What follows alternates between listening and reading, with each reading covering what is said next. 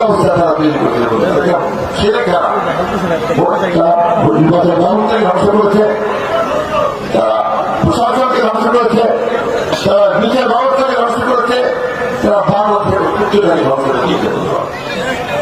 এই জন্যই এই 17 বছরের যে পুঞ্জীভূত ক্ষোভ, মানুষের বুকের মধ্যে যে যন্ত্রণা, বেদনা, হতাশা, সবকিছুই যে বহিঃপ্রকাশ হল এই জুলাই আগস্টে, তাই না? ছাত্র যখন রাস্তায় নেমে পড়ে, রাস্তায় নেমে তারা এই হাসিনাকে বিচারণ করে তাড়িয়ে দিয়ে তারা এখন একটা অন্তর্বর্তীকালীন মাঝখানে একটা সরকার গঠন করেছে। এই সরকারের কাজ কি? এই সরকারের কাজ হচ্ছে অতি অল্প সময়ের মধ্যে বাংলাদেশে একটা নির্বাচনের ব্যবস্থা করা, এবং যে ব্যবস্থাগুলোকে তারা ধ্বংস করে দিয়েছে নির্বাচন ব্যবস্থা বিচার